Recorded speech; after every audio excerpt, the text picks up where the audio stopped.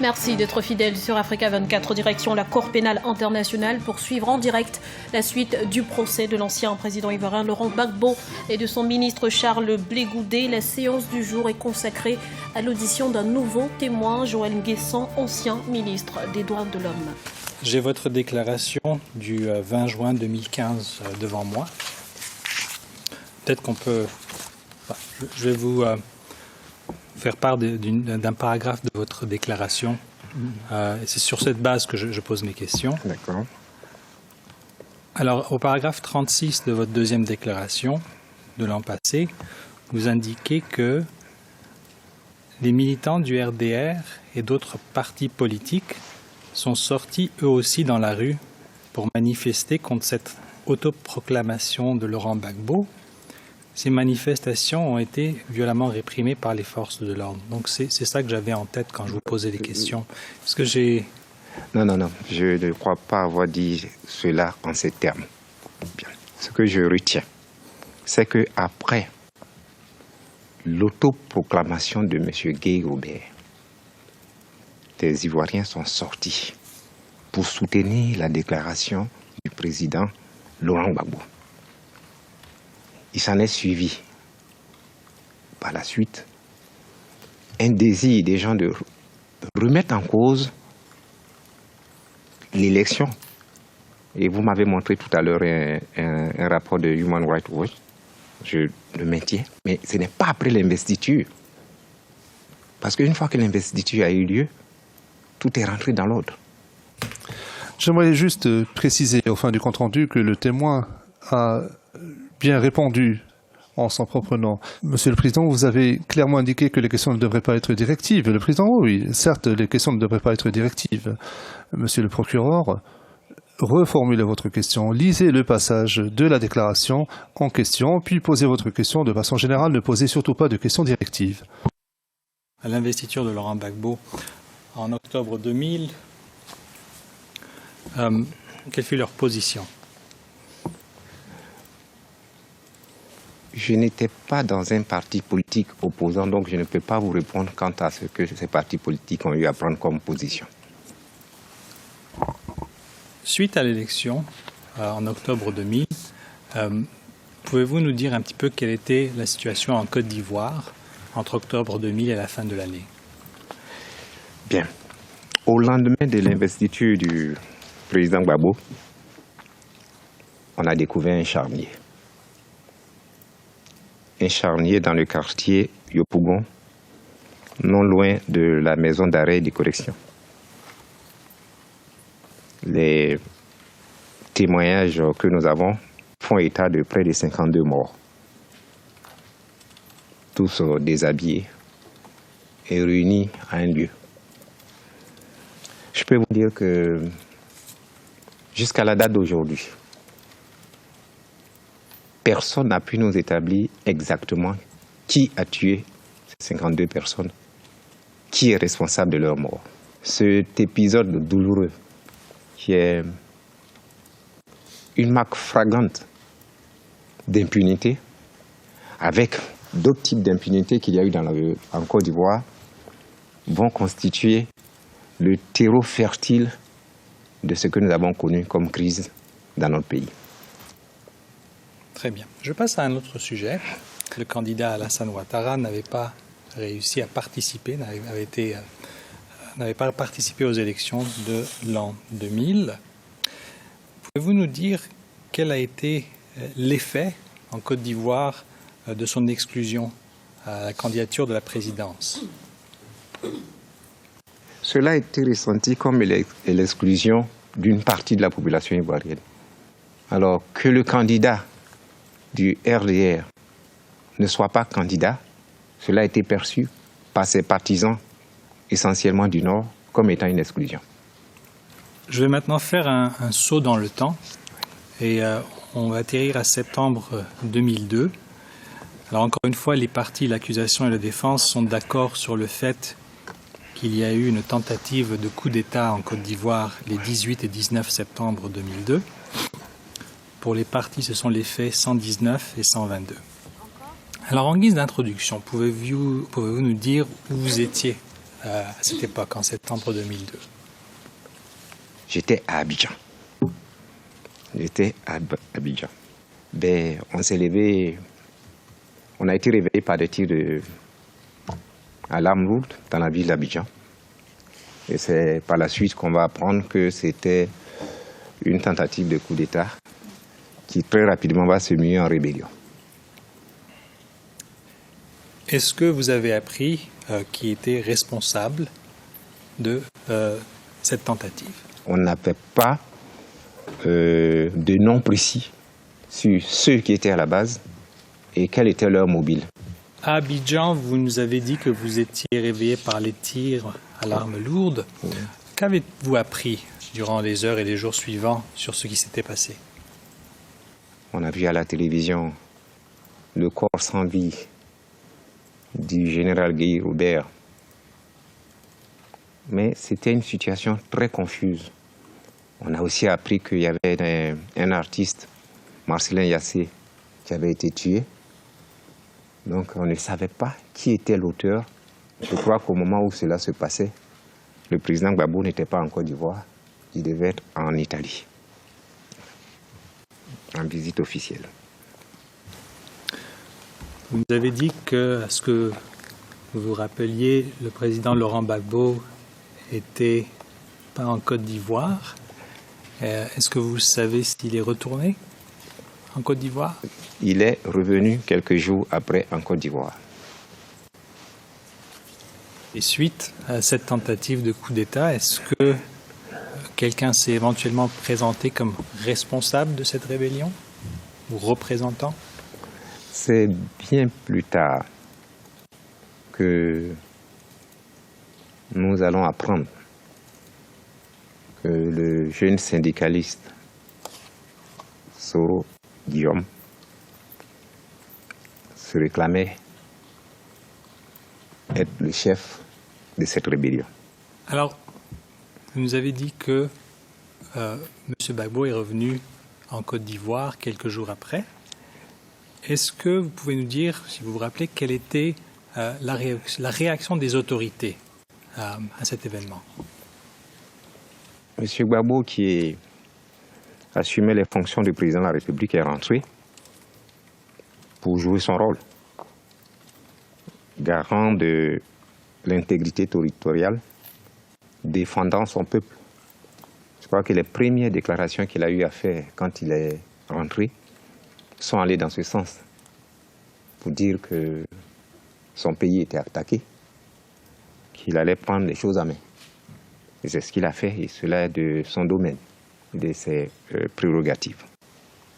J'ai une copie du tome 3 de votre livre ici, et vous indiquez dedans à la page 28 que c'est le 20 septembre 2002 que le président Gbagbo était de retour. Est-ce que cela reflète bien la situation? Oui. Si vous voulez, je peux vous montrer la page du livre. Je crois que c'est 2-3 jours après le déclenchement de la rébellion, puisque la rébellion a eu lieu dans la nuit du 18 au 19, et 2-3 jours après, le président Gbagbo était déjà de retour en Côte d'Ivoire. À peu près 2 semaines après cette rébellion, Guillaume Soro se réclame chef de cette rébellion. Est-ce que, en Côte d'Ivoire, on a appris ce que réclamait cette rébellion?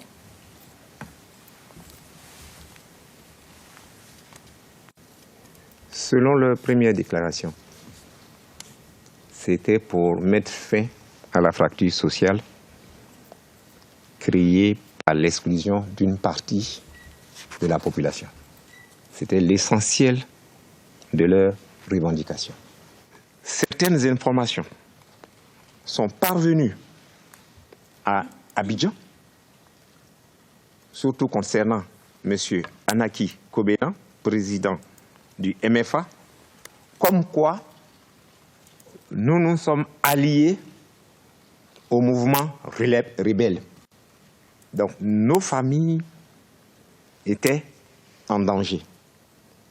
C'est pourquoi, à la demande du MFA, nous avons inscrit dans l'accord de Marcoussis l'obligation pour l'État de Côte d'Ivoire d'assurer la sécurité de toutes les personnes ayant pris part à l'accord de Linas Marcoussis.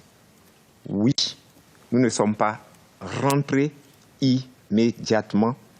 Nous avons attendu que les tensions baissent avant de rentrer à tour de rôle sur Abidjan. Je peux vous dire que les militants du RDR, les militants du PDCI, pour la plupart, ne sont pas rentrés. Ils sont restés à Paris. Les mouvements rebelles, rebaptisés à l'occasion de l'accord de Linas Marcoussis, Force Nouvelle, ne sont pas rentrés sur Abidjan, ont été envoyés directement dans leur fief qui était Boaké. Donc voici le climat dans lequel on était tous au lendemain de l'accord de Linas Marcoussis. De suivre donc le témoignage dans le procès Laurent Gbagbo et de Charles Blé Goudé de l'ancien ministre ivoirien des droits de l'homme Joël Nguesson. Il témoignait justement devant la CPI sur demande du bureau du procureur. Et pour faire le débriefing de cette partie du témoignage que nous venons de suivre, j'ai avec moi M. Adama Diomandé. Vous êtes le président de l'ADDL. Merci à vous d'être resté dans cette édition spéciale. Merci, je suis heureux d'être sur ce plateau. Et M. Youssouf Dabi, vous êtes le porte-parole de Charles Blé Goudé. Et merci à vous également d'être resté dans cette édition spéciale pour faire le débriefing du témoignage de l'ancien ministre ivoirien des droits de l'homme que nous venons de suivre en direct. Merci. Alors, nous avons vu, il a fait un long récit de la crise qu'a traversée votre pays, la Côte d'Ivoire. On a vu qu'il a beaucoup insisté sur les accords de Linas Marcoussis. Dites-nous, quelle importance revêtent ces accords pour vous dans le déroulé historique de la crise qui a secoué votre pays? Bon, merci beaucoup. Pour moi, déjà, je définis d'abord que les rebelles, comme le témoin le dit, ce sont des rebelles. Et une rébellion, pour moi, c'est aussi des djihadistes, c'est des terroristes. Je ne comprends pas pourquoi tant d'amour pour des rebelles qui ont attaqué un pays et que la France, qui aujourd'hui est offusquée parce que la France est attaquée par des djihadistes, par des terroristes, les États-Unis qui sont offusqués parce que Fallujah en Irak est occupé par des djihadistes et demandent qu'on chasse ces djihadistes de Fallujah et des rebelles, on laisse des rebelles progresser à des djihadistes. Et on discute avec ces rebelles et on met des tapis rouges pour ces rebelles. Pour moi, c'est un autre monde. Au fait, Marcoussis, pour moi, ça a été un autre monde. Qu'est-ce qu'il aurait fallu faire? La souveraineté de l'État de Côte d'Ivoire. Qu'est-ce qu'il aurait fallu faire? Il aurait fallu faire ce qui est fait d'habitude. Quand l'Amérique a été attaquée le 11 septembre, et George Bush a dit à tous les journalistes que l'Amérique est attaquée, à tous les politiques que l'Amérique est attaquée, et que nous devrons défendre la souveraineté de l'Amérique et du monde. Et on a attaqué Kaboul. Ils ont délogé Kaboul. Quand la France a été attaquée en janvier par les djihadistes, quand la Belgique a été attaquée tout dernièrement par les djihadistes, on a dit il faut aller dénicher les djihadistes. Mais ces rebelles qui ont attaqué notre pays, c'est la même chose. Assimilés à des djihadistes. Oui, mais parce qu'ils ont tué près de 70 gendarmes que le témoin vient de dire. Oui. Ils les ont assassinés. Voilà. Monsieur Diomandé, et effectivement, l'accord de Marcoussis a été un tournant essentiel dans la crise qu'a connu votre pays. Le témoin que nous venons d'écouter a beaucoup insisté sur cet accord-là. Quelle importance ça revêt pour vous, cet accord? C'est l'accord. Fallait-il aller à Linas Marcoussis, selon vous? Bien sûr, à partir du moment où le président Gbagbo l'a accepté, parce que son pouvoir, sans la France, Gbagbo ne serait plus au pouvoir. Ça, c'est une réalité. Pouvez-vous nous expliquer en quoi parce que la France cette rébellion a éclaté en Côte d'Ivoire à cause de l'irresponsabilité de Laurent Gbagbo. Parce que quand on est président d'un pays, on assume sa responsabilité. Quelle responsabilité Laurent Gbagbo n'a pas assumée? Parce que son pays a été attaqué. Oui. Parce qu'il n'a pas su protéger sa parole. C'est-à-dire qu'il n'a pas su être responsable. Notre pays a été attaqué, même s'il y avait un fond politique derrière, c'est Gbagbo qui était le président de la République.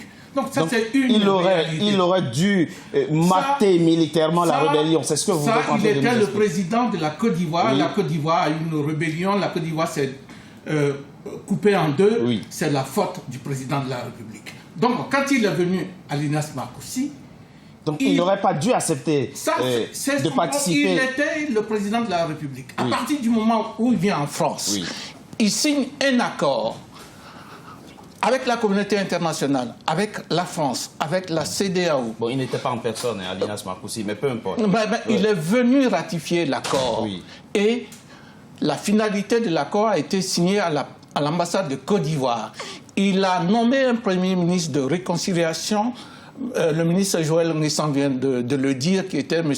Sédou Iliman Diarra, qui a été premier ministre sous, comment dirais-je, le général Gueye. Oui. Et le FPI participait à ce gouvernement.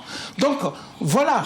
Et son parti et le mouvement de Blé Goudé ont refusé la signature de Laurent Gbagbo. Vous voyez l'irresponsabilité de M. Gbagbo, c'est-à-dire qu'il n'a pas été capable de sauver notre pays du chaos. Et c'est ce que le président Alassane Ouattara fait. Et je peux vous dire, il y a au FPI, il le sait, M. Diaby, de gens, nuit et jour, qui veulent déstabiliser la Côte d'Ivoire. Mais vous voyez, Ouattara tient la Côte d'Ivoire et il ira à la réconciliation. Ouattara tient la Côte d'Ivoire. Dites-vous, M. Diaby, quel a été le point d'achoppement à l'accord à l'Inas Marcoussi? Pourquoi les jeunes patriotes ont-ils protesté contre la signature ou la ratification de l'accord de l'Inas Marcoussi par Laurent Gbagbo? D'abord, c'est abusivement appelé des jeunes patriotes. Hein? Ce sont des jeunes de Côte d'Ivoire de toute tendance qui ont dit non à la forfaiture de la France, qui ont dit non à la non-souveraineté des respectifs. Oui, parce que l'accord parce que les assises ont été convoquées par la France, c'est pour ça, ou parce que la France a abrité. Non seulement parce que la France a refusé de mettre en évidence ces accords de défense entre les États de la France et ses colonies.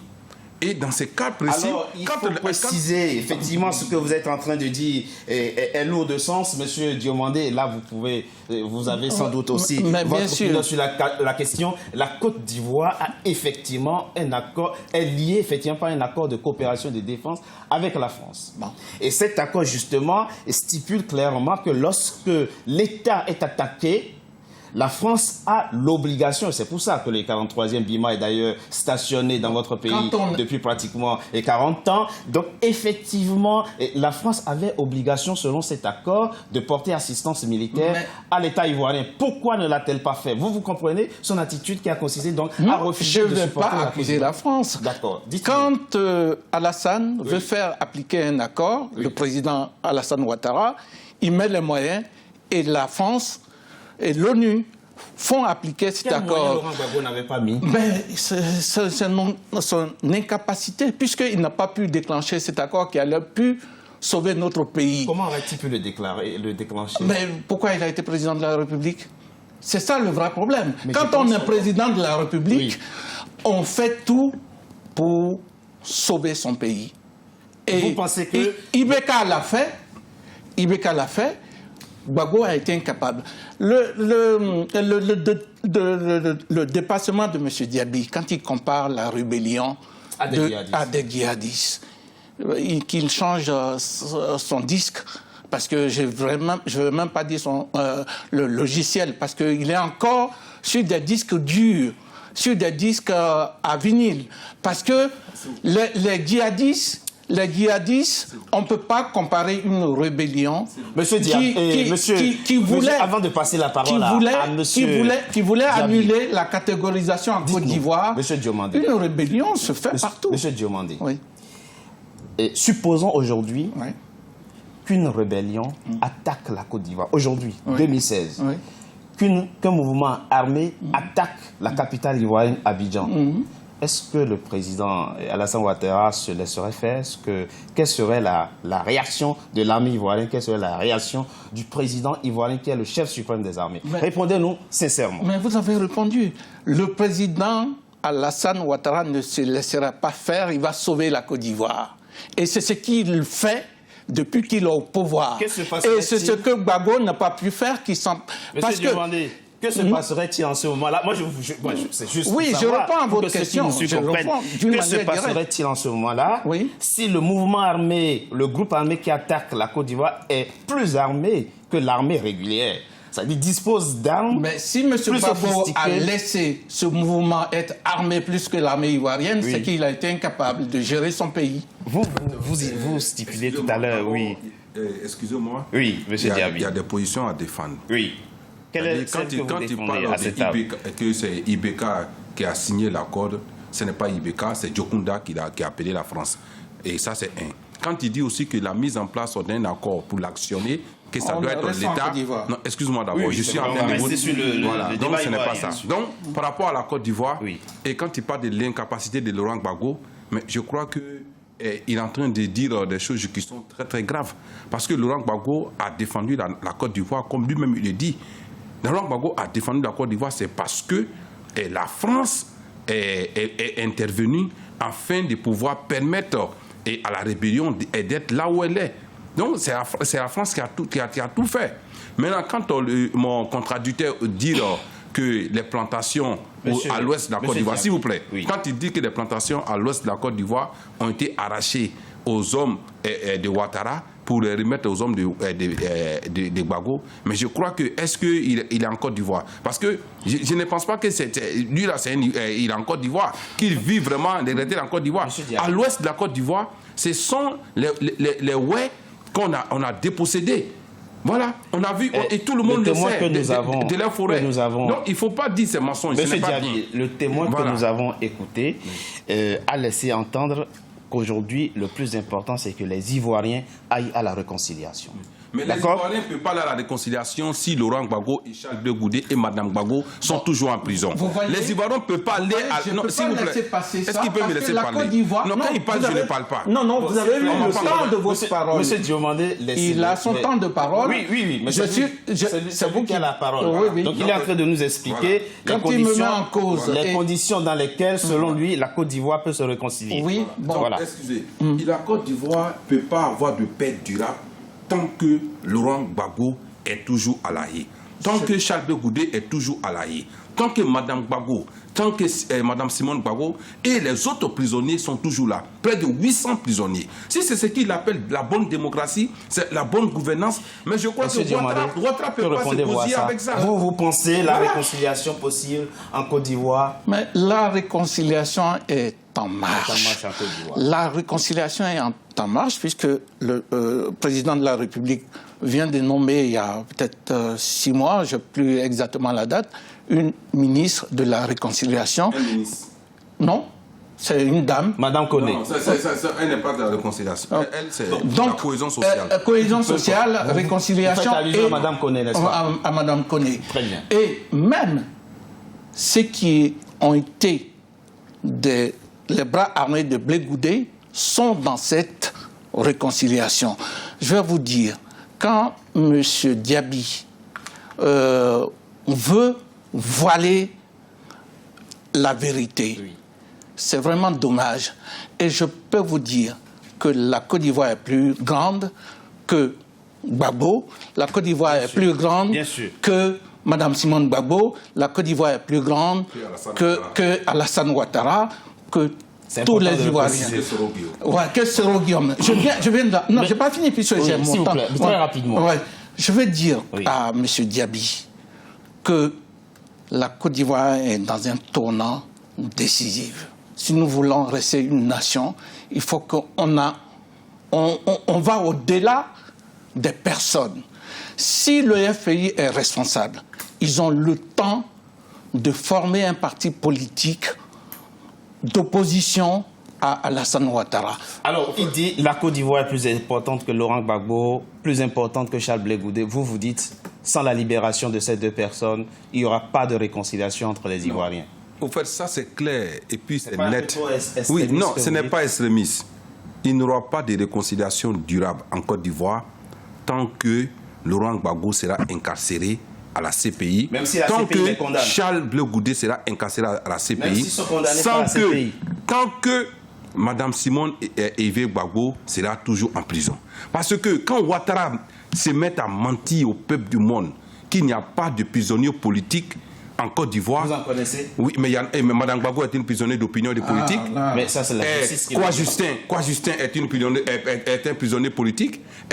Oulaye est un prisonnier politique. Asso Adou est un prisonnier politique. Il ne peut pas me dire le contraire. Quand Ouattara met en prison des personnes et ou soit intimide des personnes parce qu'ils ont dit, le fils de Laurent Gbagbo a dit, il y a des prisonniers politiques et il les intimide, mais ça c'est grave. Où situez-vous le témoignage de Joël Nguessan que nous venons de suivre? Est-ce que vous pensez qu'il plaide plutôt, que son témoignage va plutôt dans le sens de l'accusation ou dans le sens de l'accusé? Comment jugez-vous à ce stade son témoignage que nous venons de suivre? À ce stade actuel de son témoignage, je crois que sur certains faits, il dit ce qu'il a su, ce qu'il a vu. Et même quand le procureur veut l'amener, a dit non, vous n'avez pas dit ça en juin quand je vous ai interviewé en Côte d'Ivoire, vous m'avez dit que c'est ceci. Il dit non, monsieur le procureur, ce n'est pas ce que j'ai dit. Globalement, son témoignage n'est ni préjudiciable à la défense, ni favorable à Laurent Gbagbo. Pour l'instant, on peut le dire. Il est neutre. Il observe une forme de neutralité. Pas neutre, mais pour l'instant, on peut dire que c'est bon. Votre avis? Quelle appréciation Mon avis du témoignage de Joël Nguessan, qui par ailleurs, je le rappelle, le porte-parole du RDR. Vous voyez la responsabilité d'un homme politique. Monsieur Diaby décrivait sa transhumance politique. Aujourd'hui, il est là, il défend la Côte d'Ivoire, il dit sa vérité, quel que soit le camp. Et il dit, je ne viens pas pour enfoncer quelqu'un, je viens pour sauver la Côte d'Ivoire. Et que ce procès n'est pas n'importe quoi, c'est pour sauver le pays. Quand il vient sans masque, il n'a pas besoin de se cacher. Il dit les choses telles qu'il ressent. Peut-être qu'il dit des choses, moi, bon, comme j'étais en licence, je n'ai pas vécu ça. Je découvre aussi certaines choses. C'est ce que les Ivoiriens veulent. Les Ivoiriens veulent que Laurent Gbagbo, pour le moment, c'est lui qui est jugé, pour le moment, c'est lui qui a perdu le pouvoir, il doit reconnaître qu'il a fauté. S'il le reconnaît, la Côte d'Ivoire ira à la réconciliation. Une dernière question avant de donner la parole à M. Diaby. Des organisations de défense des droits de l'homme ont incriminé certaines personnes qui sont très proches du président de la République actuelle. Quant au rôle qu'ils ont joué dans la crise qui a secoué votre pays. Et est-ce qu'ils n'accéléreraient pas la réconciliation en mettant ces gens-là dans les mains de la justice en lançant des procédures? On ne met pas des gens... Pourquoi pas? À partir du moment où il est établi des faits concrets qui incriminent des personnes Vous dites des organisations des droits de l'homme. Des droits de l'homme. Oui. Ce n'est pas une juridiction. À partir du moment où ces personnes ne sont accusées de rien. Mais c'est ce qu'on est en train de dire. Mais à partir du moment, vous avez raison de le dire. Mais si ces personnes sont innocentes, la justice en décidera. Mais c'est pas en ce moment-là. C'est pas le président Alassane Ouattara qui les demande. Voilà. Mais à partir du moment. C'est le procureur de la République précisément. En Côte d'Ivoire et à la Cour pénale internationale. Pour le moment, le procureur de la République n'a même pas le président de la République, mais comme dans tous les pays d'ailleurs. Pour le moment, on n'a pas ce fait-là. Les 3000 morts que votre pays a connus, malheureusement, sont du fait sous la responsabilité de Laurent Gbagbo. Il est le responsable exclusif de ces 3000 morts. Que ce soit dans un camp ou de l'autre. Parce qu'il était le président de la République. Alors, M. Diaby. Au fait, tu sais, très rapidement, on va boucler cette partie. Alassane Ouattara est celui qui a envoyé le mal en Côte d'Ivoire. Alassane Ouattara est celui qui a dit que je frapperai ce pouvoir moribond et il tombera. Alassane Ouattara est celui qui a dit que le pouvoir de Laurent Gbagbo n'ira pas en 2005, quand il était à Korogo. Alassane Ouattara est celui qui a dit que on m'attaque parce que je suis musulman. Alassane Ouattara est celui qui a instauré en Côte d'Ivoire une rébellion. Alassane Ouattara est celui qui a instauré en Côte d'Ivoire la guerre. Alassane Ouattara est celui qui a instauré la violence à l'université, la violence dans les syndicats, la violence dans la vie politique et sociale en Côte d'Ivoire. Depuis son apparition en Côte d'Ivoire, en 1990, la Côte d'Ivoire n'a pas connu de paix. On a déjà, c'est-à-dire que de 90, quand il est venu en Côte d'Ivoire, à partir de 89, 90, depuis son apparition en Côte d'Ivoire. Oui, depuis l'avènement d'Alassane Ouattara sur le chiquet politique en Côte d'Ivoire, la Côte d'Ivoire a perdu la paix. La paix avec Obédié, la paix avec Guy Robert, la paix avec Obé. Tous les présidents qui sont passés, Alassane Ouattara a eu des conflits avec toutes ces personnes. C'est le mal de la Côte d'Ivoire, Alassane Ouattara. C'est la violence dans son nom. Merci à vous deux d'avoir accepté de participer à cette émission spéciale. Merci à vous deux d'avoir donc participé à cette édition spéciale consacrée donc au débriefing du témoignage de Joël Nguessan, l'ancien ministre ivoirien et des droits de l'homme. Monsieur Adama Diomandé, je rappelle que vous êtes le président de l'ADDL, très proche donc du président actuel Alassane Ouattara, et monsieur Youssou Diaby, je rappelle que vous êtes le porte-parole de Charles Blé Goudé, incarcéré à La Haye. Injustement. Très bien. Écoutez, merci à vous de... C'est la fin de cette émission spéciale. Merci de l'avoir suivi. Restez sur Africa 24. L'actualité continue sur notre antenne.